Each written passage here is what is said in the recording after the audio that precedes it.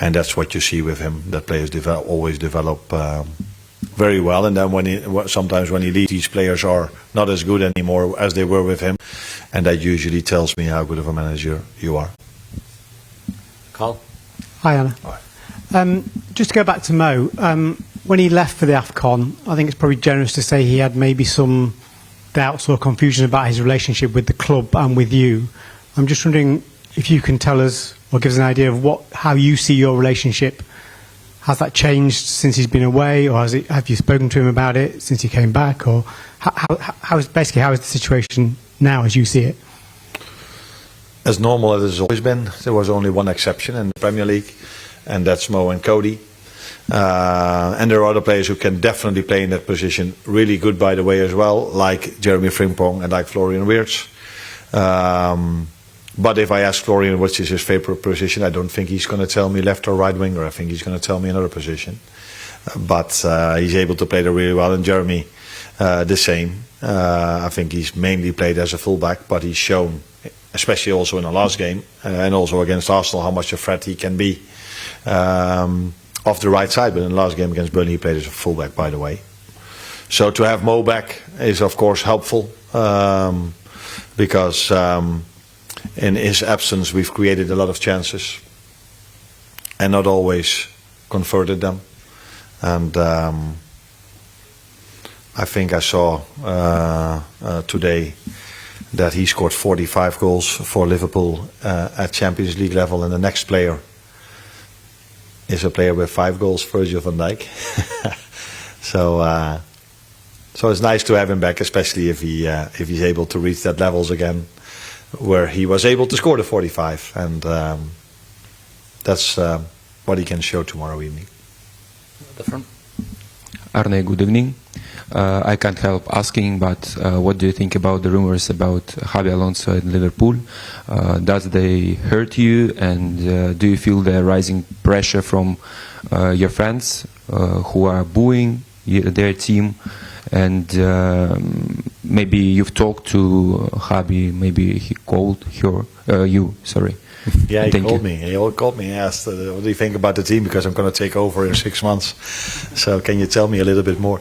Or maybe earlier, maybe he takes over tomorrow. No.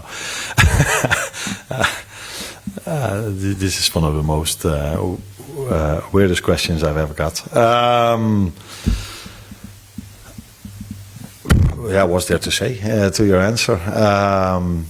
I'm working here now for a little bit more than 1.5 years, and I really like my work over here. Won the league last season, struggled more in the league this season. That's also obvious. So yeah, what's there left to say? And the booze, that's also what you said. Now, maybe I heard a few, but it wasn't as if it was a lot. But I think it's also completely normal if you have a draw at home against Burnley, that no one is happy about that. But I think the moment the people went home, they probably, when emotions calmed down, they probably thought like, ooh, it's been a while. It's in the 1.5 years that I'm at Liverpool, we've never created so many chances against the low block as we did in that game. So maybe it was a little bit more positive than the results showed. But we're in the result business, I'm aware of that. Hi Anna, Artur Kovács, RTL Hungary. Dominik Szoboszlai is also able to score in goals, and he scored goals in the recent Champions League games against Frankfurt, PSV and Inter also. So is he more effective in scoring goals? What do you think about it? No, he's one of the players that is best if he plays at the midfield. And this year I had to use him a lot as a winger or as a fullback as well, which is a position he can play. But for obvious reasons, I had to play him also in different positions because players weren't available for several reasons. But that Dominik has had a very good time here at Liverpool. Already 2.5 years, but I can say most about the 1.5 year I'm working with him. He's been very important to us, to the team. He could have scored a goal more, by the way, if he would have scored his penalty this weekend. But yeah, think it was his second miss from 22 or 23 penalties. It's probably not a coincidence that it happens in this season. So, because every time it's when Alexander Isak scores his goal and we're thinking, bam, now he's going, he gets injured for 3 months. When we have a very good game against Arsenal in the last minutes, it's a big injury for Conor Bradley that makes us sad again. If we're 3-2 up against Fulham and we think, now we're going to go, we concede a 3-3 in extra time. If we're 3-2 up against Leeds in extra time, we concede a 3-3 again. So it's a constant repetition of moments where we hurt ourselves or we get injuries. And but this team has shown many times this season and last season that we're able to fight back in difficult circumstances. This club has shown that many times, but this club has shown that many times as well.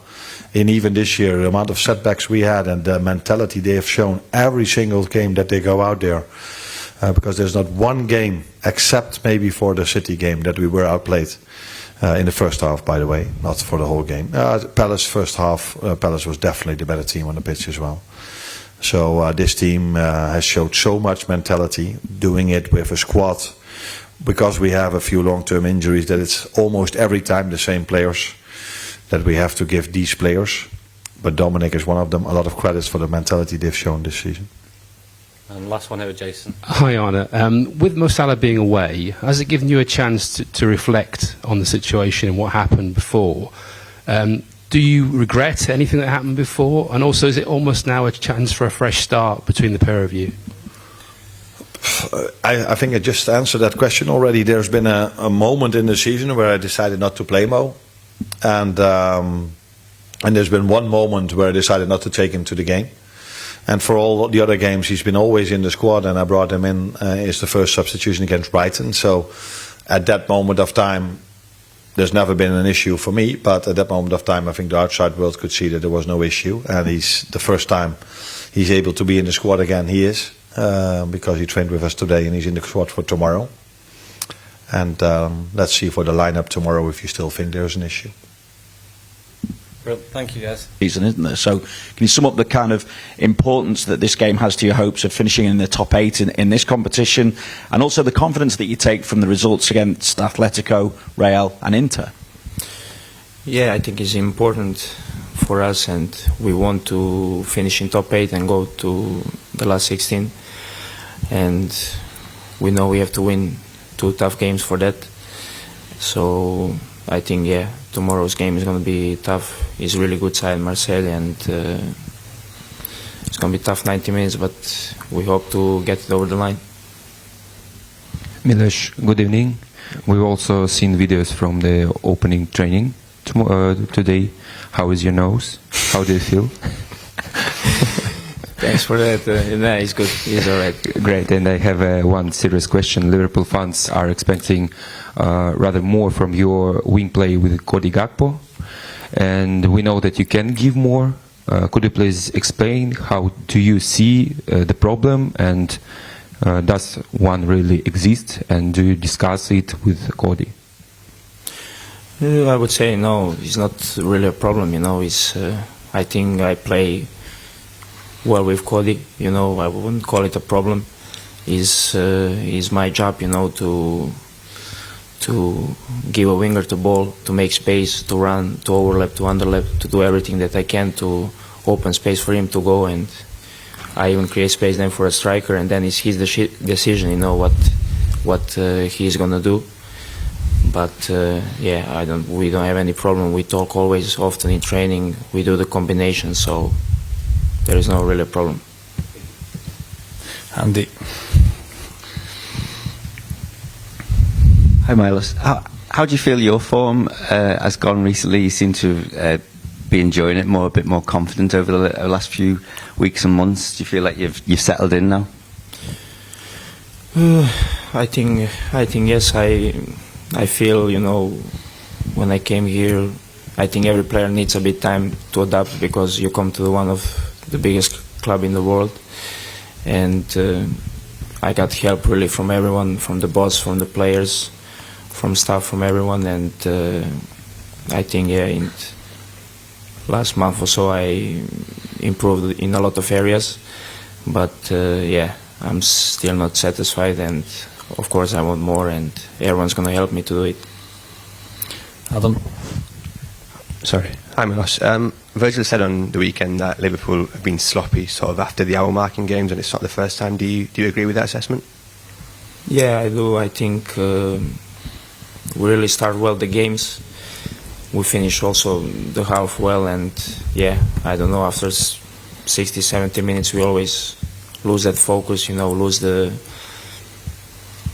maybe some tactical discipline, I don't know, because if we get tired or whatever it is, but yeah, I would agree with that, and we will have it addressed, Lewis?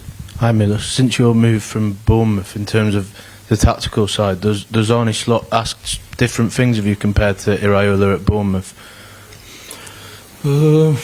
Yeah, obviously. I mean, it's different coaches, different philosophy, but every game that the gaffer gives me indication, I do what he tells me, so that's what I have to do.